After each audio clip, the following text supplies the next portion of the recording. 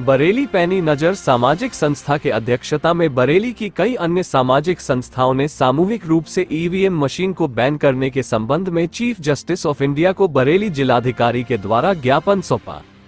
संस्था अध्यक्ष एडवोकेट सुनीता गंगवार ने कहा कि 2014 से लगातार चुनाव में गड़बड़ियां पाई जा रही हैं। इसके सबूत लगातार विपक्षी पार्टियां भी दे रही हैं। देश के अधिवक्ता दे रहे हैं, जनता दे रही है, उसके बावजूद भी बीजेपी सरकार और चुनाव आयोग ईवीएम मशीन से चुनाव कराने के लिए क्यों अड़ा हुआ है। इससे साफ जाहिर होता है कि ईवीएम मशीन से सरकार चुनाव जीत रही है। अब गांव-गांव से आवाज उठने लगी है कि ईवीएम मशीन से चुनाव नहीं होना चाहिए, जिसको लेकर यह सरकार के लिए एक चेतावनी है। अब 2024 का चुनाव बैलेट पेपर से होना चाहिए। देश में जब लोकतंत्र को खतरा होता है तो न्यायपालिका की जिम्मेदारी होती है लोकतंत्र को बचाने की। आज न्यायपालिका से पूरा देश अपील कर रहा है कि चुनाव प्रक्रिया निष्पक्ष नहीं है, इसलिए ईवीएम बैन होनी चाहिए और बैलेट पेपर से निष्पक्ष चुनाव होने चाहिए, जिससे कि जनता द्वारा चुनी हुई सरकार ही सरकार बने। अगर बीजेपी सरकार को ये पता है कि जनता उसे वोट दे रही है, तो जनता उसे हर बार बढ़ चढ़कर बहुमत दे रही है, तो उन्हें बैलेट से चुनाव कराने में क्या आपत्ति है। अगर उन्हें जनता पर भरोसा है कि जनता उन्हें ही वोट दे रही है, तो बैलेट से भी वही रिजल्ट आएगा जो ईवीएम से आया। इसलिए सरकार की नीयत पर शक होता है कि वो ईवीएम मशीन को पकड़कर क्यों बैठी है। ये किसी संस्था या किसी पार्टी विशेष की मांग नहीं है, यह अब देश की जनता की मांग हो चुकी है, तो सरकार को भी इस पर आपत्ति नहीं होनी चाहिए।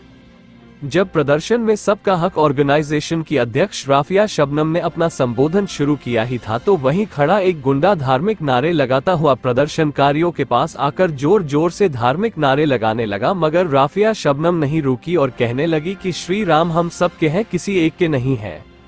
यहाँ पर सबका हक ऑर्गेनाइजेशन की अध्यक्ष राफिया शबनम की हिम्मत को देखते हुए गुंडा वहां से रफूचक्कर हो गया।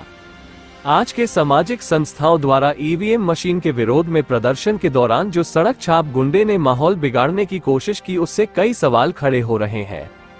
क्या सरकारी मशीनरी की जिम्मेदारी नहीं होती है कि किसी के कार्यक्रम में इस तरह से घुसकर धार्मिक नारेबाजी करने से रोका जाता? क्या सरकारी मशीनरी की जिम्मेदारी नहीं बनती है इस सड़क छाप गुंडे को हिरासत में लेकर छानबीन की जाती कि इस सड़क छाप गुंडे को किसका संरक्षण मिल रहा है जो यहाँ किसी के कार्यक्रम में धार्मिक नारेबाजी करे? फिलहाल प्रदर्शनकारियों ने बड़े सूझबूझ से काम लेते हुए खामोशी से ही बैठे रहे। NA18 के लिए बरेली से नाजिश अली की रिपोर्ट।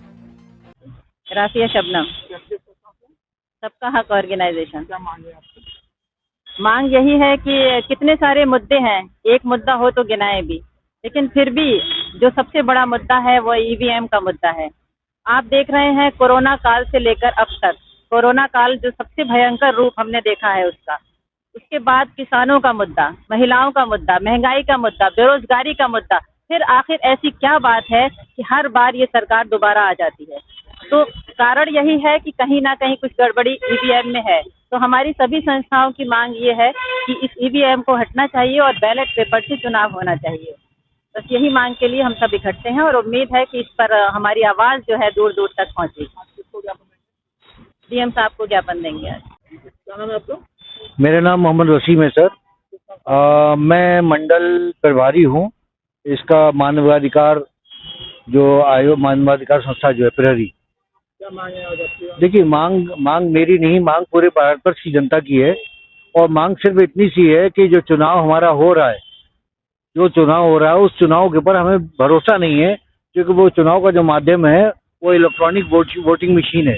इलेक्ट्रॉनिक वोटिंग मशीन के 3 पार्ट्स हैं, जिसमें बैलेट पेपर, बैलेट यूनिट है, कंट्रोल यूनिट है। तो बैलेट यूनिट के लिए पहले ही हमारी सुप्रीम कोर्ट 8 अक्टूबर 2013 को एक डिसीजन दे चुकी है कि जो बैलेट यूनिट है उसके साथ में एक जो है वीवीपैट लगाया जाए।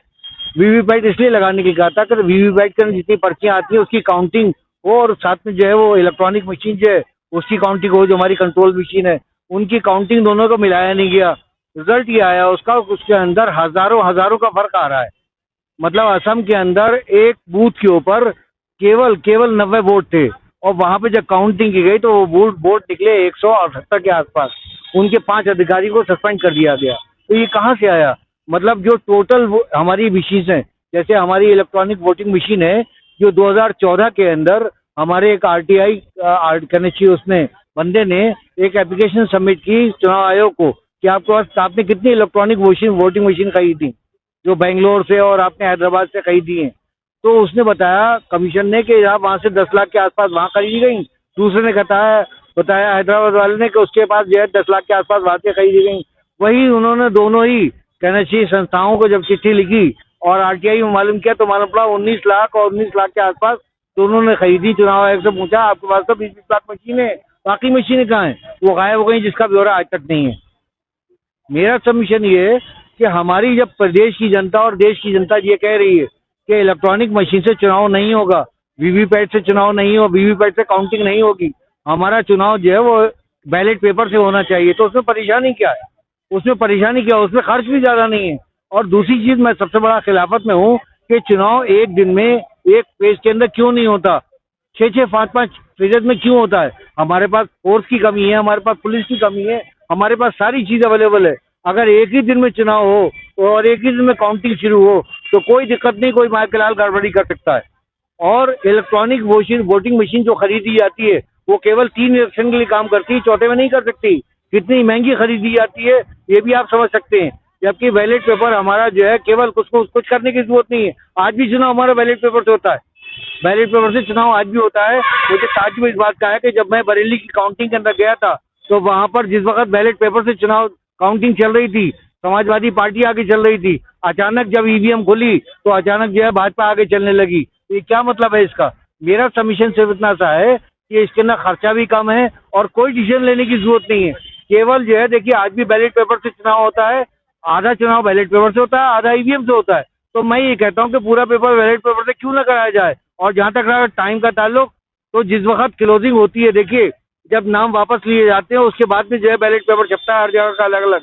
तो जब नाम वापस लिए जाते हैं उसके बाद इतना टाइम है तो डिसीजन लेने में कोई दिक्कत नहीं होना चाहिए। हम चाहते हैं कि चुनाव पारदर्शी हो, चुनाव बिल्कुल ट्रांसपेरेंट होना चाहिए, जैसा कि संविधान का आर्टिकल 224 और 229 ये कहता है, 324, 329 ये कहता है कि जो हमारा कहना चाहिए चुनाव आयोग है वो निष्पक्ष पारदर्शी चुनाव कराए। और इसीलिए हमारी गुजारिश है, हम लोग इसीलिए यहाँ पर इकट्ठा हुए हैं।